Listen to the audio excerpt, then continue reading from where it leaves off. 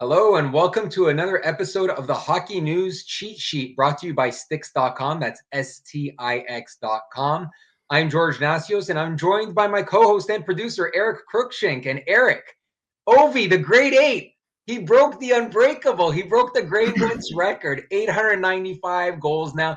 He sits alone atop the all-time NHL goals list. But FanDuel's put another bet out there for those looking to bet on Ovi maybe again. They put out odds for Ovechkin to score his 900th goal this season at plus 800. 5 games left for the Caps in the season. Could Alexander Ovechkin reach the 900 goal mark? And is that a good bet at plus 800 odds? Well, you know what, George? Obviously, the feat that he accomplished over the weekend was remarkable. And the way he did it, it couldn't have been done any other way. The swan dive onto the ice, it was great to see. And you know what? I think if he is going to play every game, then he can do it. But I don't see them playing him in every game down this final stretch. The Capitals have locked up their spot in the playoffs a long time ago. Their schedule, like I was mentioning, they play Columbus twice, they play Carolina, they play the Islanders, who he scored the goal against, and they play Pittsburgh. So I think if he were to suit up for all those games, he could do it. But I just don't see that happening. So I'd probably stay away from this bet right now. Yeah, and they really have nothing to play for, the Capitals. They got first in the Eastern Conference locked up. I don't think they're dying to win the President's Trophy, as many teams aren't, based on playoff success of President's Trophies winners over the last decade. So I think you're right. And keep this in mind for people that are thinking about making this bet. I'm going to agree with you. The plus 800 odds are nice.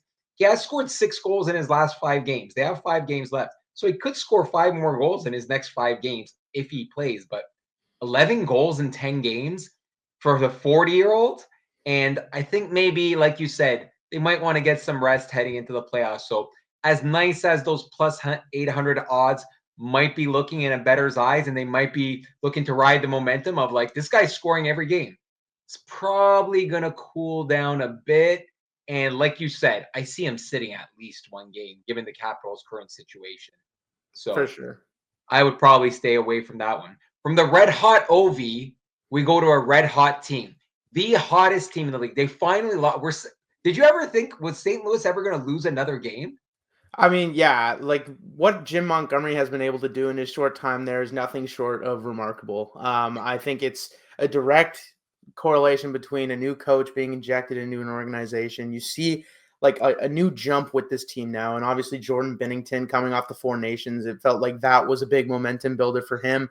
Robert Thomas has been playing phenomenal. But yeah, this stretch of games has been remarkable for them. Yeah, they had won 12 in a row up until losing to the Jets a couple nights ago, who potential first round matchup there, actually. So talking about that, we're going to look at the Blues looking forward to the playoffs. They've been the hottest team in the league, like we've said. They've basically solidified their spot in the Stanley Cup playoffs. Their odds now to win a playoff series are plus 240. Considering their recent hot streak and potential opponents, wink, wink, nudge, nudge, maybe the Winnipeg Jets. Do you think the Blues have a shot to win around this year? It's really tough to call. I mean, you are never wanting to bet against the hottest team coming into the playoffs. It's looking like Winnipeg and or Vegas, right? Like it's right now Vegas or Winnipeg, but like it's basically 40-60, right? So those are the teams we're talking about when we talk about this bet. Yeah, and I go back to the goaltending as well. I mean, I get if it's against Winnipeg, then that'll be a great battle between Hellebuyck and Binnington, the way that they've both been playing. Obviously, Hellebuck's been on another level, but Binnington in his own right deserves some credit, I think. The one thing, though, obviously this stretch of games that the Blues have been on definitely deserve their flowers.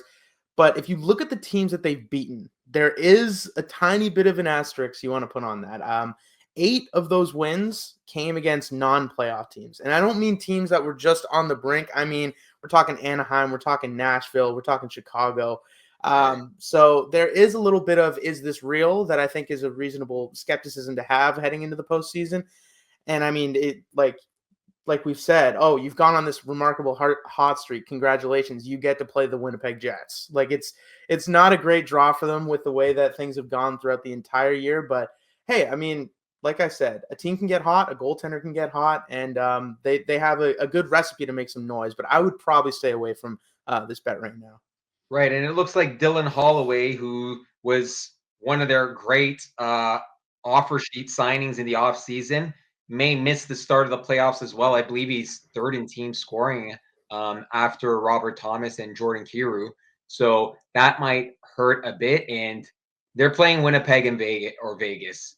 I when I look at that matchup, I mean, amazing run by the Blues, but I just look at the depth of both those teams and the physicality. While the Blues are a physical team too, I just think Winnipeg and Vegas should be decided favorites. So again, we don't like to tell you to stay away from bets, but it sounds like we're on the same page here. That's probably one you want to stay away from. From the Blues, we're going to look to one of the maybe the next hottest team in the Western Conference over the span of the last 15 games or so, and that's the LA Kings. They won 12 of their last 15 and have a pretty firm hold on to second spot in the Pacific Division with the injuries to Leon Draisaitl and Connor McDavid recently. Oilers have really slid out of that second spot, and it's almost a surety that they're going to end up in third and the Kings are going to end up in second. So considering how likely it is that the Kings will play the Oilers again, I believe the fourth year in a row, would you be willing to bet on them to beat Edmonton at plus 114? You know what, George? If this is it, like if it's going to be any year, I think this is the year that they're going to do it. That home advantage is going to be so important for them. It's something that they haven't had in the previous matchups, and we've seen they've been the best home team in the league right now and throughout the entire year. So that will be massive for them. The Oilers, like we've talked about their injuries with Draisaitl and McDavid, it's difficult to really tell if they're going to be back. You would imagine that they would be back for the playoffs, but even if they are back, are they going to be at full health? I don't know. I mean, Draisaitl's a beast. We saw him play through that high ankle sprain in the playoffs. I believe it was last year, but you can't guarantee that they're going to be going at full strength here in the first round. And yeah, I mean, the big X factor I'm looking at for the Kings right now is Quinton Byfield. I think you look at the way that the center depth matches up. You got, if you separate Draisaitl and McDavid, the first line you can put Anze Kopitar. The second line you can put Phil Deneau, who's been a notorious shutdown man. And then you really got Byfield there to kind of open things up entirely for the Kings, I think. So he could be an X factor in this series. He's finally coming into his own. So if you are willing to bet on a really hot team, I would probably bet them over a team like the Blues that we just talked about, especially with how many times these teams have met. It's not easy to beat a team 4 times in a row in the playoffs. So I think if there's any shot that the Kings were going to beat the Oilers, this would be the year. Yeah, and you know what? We told you to stay away from some bets. Now I'm gonna agree with you. We're in agreement here, Eric. This is very different than when I do the show with Andrew. It seems like me and you are on the same page here. But I'm gonna agree with you here. I'll take the Kings at plus money. I think they've got better goaltending. I'm not sure the Oilers are better this year than they are last year. I don't think their defense is as good.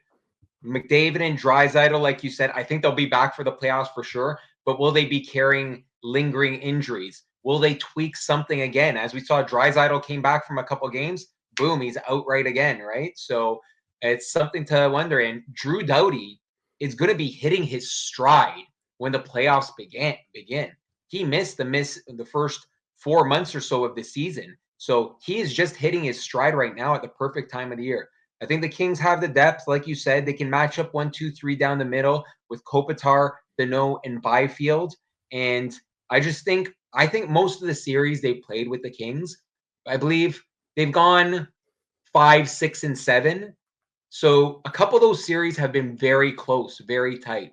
And I think this is the year you could take the Kings to get over the hump. So at plus money, I'm taking the Kings, and the plus 114 odds actually shows you how close these teams actually are. Like, even the odds makers don't think there's a lot of disparity here. So I would agree with you there. I would ride the Kings at plus money here to finally beat the Oilers, slay that dragon in a playoff series. But we'll see when the time comes. Really excited. I love these matchups year after year at the playoffs. I love the old Norris division, Smythe division, where you play the same team a number of. I think it builds a rivalry. So I'm really excited to see this series, and it looks like 95% that's going to be a first round matchup. So we'll see what happens. Sticking with the playoffs, we're going to look at the early odds for the Conn Smythe winner and look at who the favorites are. So Connor Hellebuyck, favorite at plus 1,500. Connor Hellebuyck, who gave up, I think, 96 goals in the first round series to the Colorado Avalanche last year. But he's having a sensational year. He might win the Hart Trophy as a goalie. He's the favorite at plus 1,500. Andrei Vasilevsky is the only goalie to win the award in the last decade. Could Hellebuyck carry the Winnipeg Jets to a cup final and potentially take home the award? Yeah, George, this is really interesting to see how the odds makers are handicapping this. I mean, you have Hellebuyck, who, yes, has historically not been the best playoff performer, but this season it's hard to deny that you would rather bet on any other goaltender heading into the playoffs. My only issue with this is just the path in the West that they're going to have to go through is going to be treacherous. Like, it's no matter who they get drawn in the first round, it's going to be a tough out. The second round is going to be even tougher. The third round is going to be even tougher than that. I mean, if we're being honest, if there's any other player that I think could win the award even while losing the Stanley Cup this year, I think it could be Hellebuyck. He's just that caliber of a player. Right. So if they do get to the Cup final, I don't see how they're going to do it without a incredible performance from Connor Hellebuyck. So he would be a strong early pick. It's just, man, I similar to what you were saying, these first round matchups are going to be a big wake up call for a lot of bettors, I think, in terms of like people have placed futures already, and there is no easy out in this first round. So Hellebuyck at the price tag, I don't mind. But Conn Smythe winners at this point are really tough to take a bet on. Yeah, that's true. It's really tough at this point to take a Conn Smythe future. For me, I'm taking a Conn Smythe future on the teams that I think are going to go in the Stanley Cup final. And to be honest, Winnipeg's not my top two to come out of the West. Great season. I do expect them to win a round, maybe two, but I just don't see them going to the Cup. And you're not winning the Conn Smythe without going to the Cup. So, I mean, if they have the success and they go to the Stanley Cup final, for sure, he'll probably be the favorite to win that award, but I just don't see them. I see other teams in the West, at least two, going to the Cup ahead of the Winnipeg Jets. And one of those teams, Eric, and my favorite to come out of the West is the Dallas Stars. And they're the favorites to come out of the West at plus 260. But Jake Ottinger is their only player in the top 10 Conn Smythe odds at plus 2,100. The next best Stars odds are Mikko Rantanen plus 3,100. Followed by Wyatt Johnson, the youngster, Roope Hintz, and Jason Robertson, all at plus 4,200. Are these odds an accurate reflection of what could happen with the Stars this year? Yeah, this one's another one that made me kind of scratch my head here, because having Jake Ottinger ahead of a guy like Mikko Rantanen, I thought was really interesting. I mean, it makes sense, I guess, to an extent, because the Stars are such a deep team, so it is difficult to just single out one guy. And full disclosure, I do have a future on the Stars to win the Cup that I placed at the beginning of the year. I have a future on them to win the West, so we're in agreement on that as well. Yeah. But I think I just mentioned it's difficult to pick a Conn Smythe winner, but with these odds being so long, I would take a shot at any of those three guys at plus 4,200, Johnston, Hintz, or Robertson. I think we saw Wyatt Johnson last year really show out in the playoffs. I think he's more than capable of doing it again, especially we talked about their depth. When a top line puts so much pressure on one group, it leaves a lot of room for the other group to do work. And Wyatt Johnson has taken some big shifts on that secondary line. So I think he would probably be my pick of the three. I wonder, do you have any other picks here, George? I kind of like Roope Hintz. I mean, I love Wyatt Johnson, the player, but I know the odds balance the lines. You know what would have been an interesting pick, but it looks like the knee injury is just lingering from, is Miro Heiskanen. But it looks like he might not come back till the second round at the earliest. So, and I think the Stars will need him back at some point to go all the way. But I do expect him to come back. So that would have been an interesting one. But I like Roope Hintz. He's a proven playoff performer. He has produced big time for the Stars in the playoffs before. He really is their number one center. I know they balance the minutes, and they really have I don't even know if you can say 3, maybe 4 lines that go. Like even their 4th line contributes. But I'd say Matt Duchene is the 2nd line center and Wyatt Johnson is the 3rd line center, even though, like I said, they balance the minutes. I just think Rope Hintz has produced before.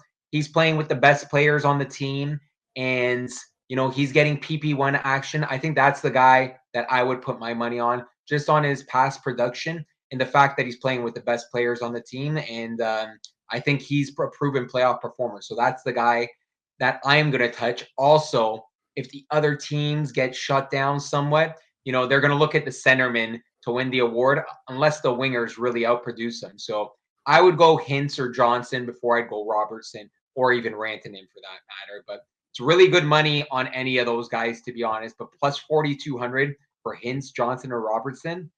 If you like the Stars, I think that's worth making a bet on. So that's what I'd go with. We're going to move on to the Flames. They've gone 6-2-2 in their last 10, and they're 4 points behind the Wild for the second wildcard spot with a game in hand. The Wild have lost 4 of their last 5 and are very injured. Kaprizov's not back yet.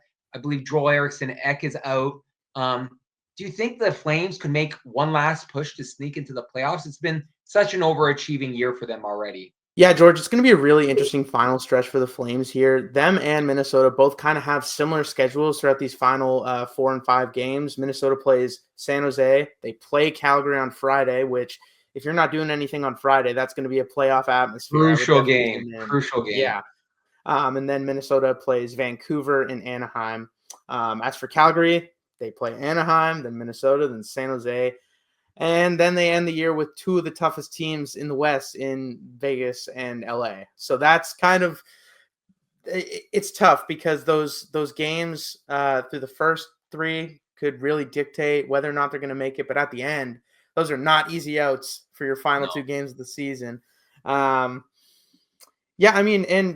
looking at the front games with Anaheim and San Jose, those 2 teams have been stingy lately. They have not been easy to beat. We've seen teams like the Leafs and Oilers struggle with them over the past few weeks. So, for Calgary, I think regardless of what happens, you need to just be happy with the way that this year has gone. Am I going to take a bet on them right now at plus money to make it? What were the odds? It was plus 500? Plus 500. So it is pretty juicy for how close it is. Very juicy. I would maybe take a little flyer on that and just ride with the Flames, especially from a Canadian audience. You want to root for as many Canadian teams to squeak in as possible. Yeah, I'm taking a flyer as well. They played their hearts out this year. They do have a game in hand, so they win the next 2 games and they beat Minnesota in regulation. They're tied. Now, I believe Minnesota has the tiebreaker with regulation wins, but I'm going to ride with the Flames here at plus 5. Great odds given the situation they're in right now. Minnesota just hasn't been great the last month or 2. And even if Kaprizov comes back in a game or 2, how's he going to look after being on the shelf for basically 3 months, not including maybe 3 games where he played there, tried to come back too quick from the injury. So, I'll take the Flames here. I'll take the bet at plus 500 odds. I like it. So, it'd be great to see another Canadian team in the playoffs because one other Canadian team seems to have just solidified their spot with a win over the Detroit Red Wings on Tuesday night. Ivan Demidov has just signed with the Canadiens as well, who they're basically almost a lock to make the playoffs at this point. How impactful will he be as a fantasy player next season? Yeah, it's going to be interesting to see how they utilize him next season because I don't see him playing this year. I think they want to ride it out with the group they have. Maybe in the event of injury in the playoffs, he could get a game in. He was playing playoff hockey in the KHL, albeit the coaching staff for his team in SKA, they were sometimes playing him 20 to 25 minutes a night, and then some nights he would be a healthy scratch. So there was no real consistency there for him in the playoffs. But now that he gets to come to Montreal, he gets to see what NHL playoff hockey is like. I don't know if it's necessarily the best thing for him to throw him right into the fire, especially with the Montreal media and whatever, not having seen him, having to play in the most high-stakes games right away. I don't know if that's the best for him. But looking forward from a fantasy perspective, I don't know how great he's going to be right away because, I mean, you look at that top line of Caulfield, Suzuki, and Slafkovsky. They're not breaking that up at all. And Demidov's a right winger. So then you look at the second line. He's not taking Patrick Laine's spot right away. So, I mean, hey, we love the numbers and stuff that he's put up in the KHL. I just don't know if it's going to be an immediate win for them right away. From what I've seen and from everything I've heard, this kid has superstar potential. I think he's playing this year. I think we'll see him, and I think we'll see him in a playoff game.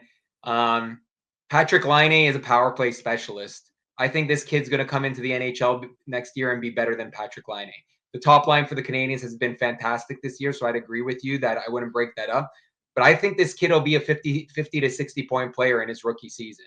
That's what I see looking next year. So I think he's worth, like, I look at Matvei Michkov this year, and I think he'll do just as well. Demidov will do just as well, if not maybe even a little better next year. So he's a guy I personally would be taking as somebody you want in your keeper league as well moving forward. So we were agreeing a lot at the start, maybe a little disagreement there.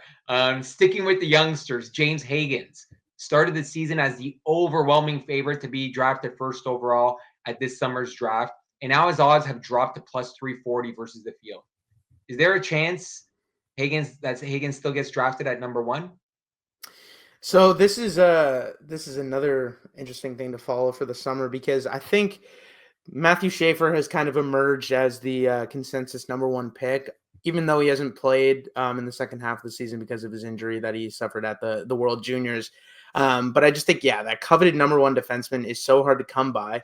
But I will say, if a team like San Jose gets it, then I think Schaefer makes sense. But if a team like Chicago gets the number 1 overall pick, are they going to take Schaefer? They just drafted Artem Levshinov, who looks great, and they also have Kevin Korchinski. And all of the criticism has been that they need to surround Bedard with offense. So I think injecting another incredible forward into their lineup, because Hagens does have number 1 pick talent and potential. It's just positionally, I think that is why Schaefer has kind of leaped over top of him. So yeah, I mean, it does matter organizationally who is selecting number 1. If it's Nashville, I don't know if they necessarily want another defenseman. They may want some more help on forward, especially after trading off some pieces throughout the year. So it is an organizational thing. I think this draft is going to be very interesting how the chips fall in the top 5 picks, especially. So, I mean, you know what? At plus money, I would take a shot at Hagens potentially getting that number 1 spot. And you think it's a 2-horse race between Hagens and Schaefer? Could you see anybody else kind of sneaking there and taking that number 1 spot? I mean, I love Michael Meese's game, and I love Porter Martone's game. I think Porter Martone is that kind of unique power forward build that there's always one in every draft that is so highly coveted. Michael Meese is one of the most detailed prospects we've seen in a long time at both ends of the ice. So it really will just come down to organizational fit. I don't think there is one player that really, talent-wise, is leaps and bounds ahead of the other. Right. Okay, and when we're going to move back to the fantasy section here. Which fantasy hockey player raised their stock the most for next season's draft?